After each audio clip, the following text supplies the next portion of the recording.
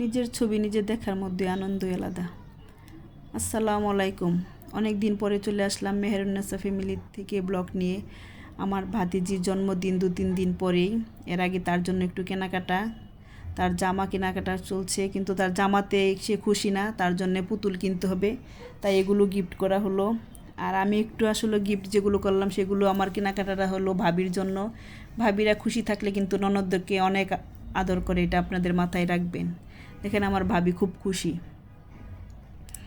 এই ভাবিকে খুশি করলাম। তারপরে আমি একটু নিজের জন্য কেনাকাটা করলাম।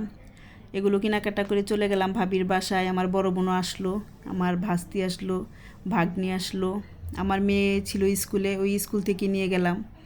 ওই ভাবির বাসায় নাস্তা খাওয়া, চা খাওয়া, এর ভিতরে ওর জন্যই ছবি তুলতে হবে, তার যেখানে অনুষ্ঠান ওইখানে ছবি দিতে হবে। সেও সুন্দর করে দেখেন সাজছে, সেজে গুজে সে ছবি তুলবে।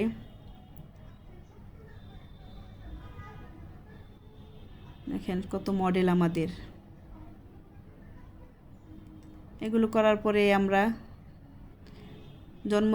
জন্মদিনের আসলে 2 দিন আগেই একটু কষ্টদায়ক হলেও মানে সত্য, হঠাৎ করে আমার শাশুড়ি অসুস্থ হয়ে যায়। আর আমার যাওয়ার জন্মদিনের প্রোগ্রামটা ছিল আমাদের 1 সপ্তাহ আগে থেকেই, কিন্তু আমার আর যাওয়া হবে না, এটাই আমি জানি। আসলে কখন যে কি হয় একমাত্র আল্লাহই জানে। এভাবে অসুস্থ হয়ে যাবে তাও জানতাম না আমরা। তাই আমার শাশুড়ির কাছ থেকে আমি সন্ধ্যায় একটু বাসায় আসি। ওই সময় সবাই বলল খালি শুধু তাদের সাথে দেখা করে চলে যেতাম, তাই আমি চলে গেলাম, ওদের সাথে একটু যোগ দিলাম। বোনেরা আছে, ভাগনার বউ, সবাই আমার বাবার বাড়ি থেকে অনেকে আসছে। অনেকেই জানেন আমার ভাই বোন অনেকেই মামিসিং থাকে। দেখেন মা কিন্তু অনেক সাজা, যত সুন্দরী মেয়েকে লাগতে পারে ওইভাবেই একটা মা তার মেয়েকে সাজিয়ে রাখে। সবাই একটু মোটামুটি ছবি তোলা হচ্ছে। এখানে আমার একটা বান্ধবী আসলো, অনেক বছর পরে দেখা হলো। ভাবির বাবার বাড়ি থেকেও অনেক আসলো, আমাদের বাড়ি থেকেও আসলো। তারপরও আমার এক ভাই এক বোন আসেনি। এই যে আমাদের এক পুচকু গিফট নিয়ে আসছে।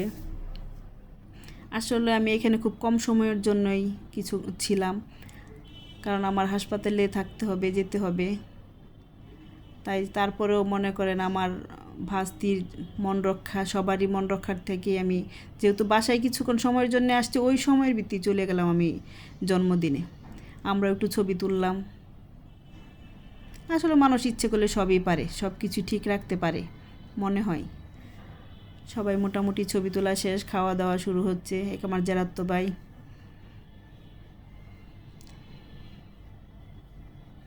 আসলে অনুষ্ঠানে মাঝে মাঝে আসলে সব আত্মীয় স্বজনে আসে, ভালোই লাগে। এই হচ্ছে সবারই খাওয়া দাওয়া শুরু হচ্ছে, আমরা খাওয়া দাওয়া শুরু করলাম।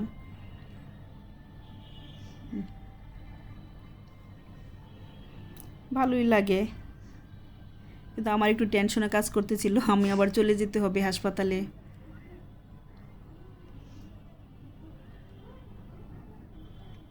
এই মোটামুটি অনুষ্ঠান শেষ পর্যায়েই তারপরে শুরু হবে তাদের আবার বেলুন নিয়ে টানাটানি। এই দেখেন বেলুন নেওয়া শুরু হয়ে গেছে। আর যার জন্মদিন সে কিন্তু বেলুন দিবে না, কান্নাকাটি শুরু করছে। আর বড় বাচ্চারা শুরু করেছে না, তাদের বেলুন দিতেই হবে। এগুলো বেলুন নিয়ে তারা ম্যানসা রেস্টুরেন্টটা একদম শেষ করেছে। ম্যানসা রেস্টুরেন্ট এত সুন্দর করে আমাদেরকে অনুষ্ঠানটা সব কিছু গুছিয়ে দিল, আর আমরা সব কিছু নষ্ট করে ফেললাম। ধন্যবাদ ম্যানসা রেস্টুরেন্টের মালিককে এত সুন্দর আয়োজন করে দেওয়ার জন্য। আমাদের ফ্যামিলির জন্য সবাই দোয়া করবেন, আপনাদের জন্য অনেক অনেক দোয়া রইল। সবাই ভালো থাকবেন। আল্লাহ হাফেজ। আল্লাহ সবাইকে ভালো রাখুক।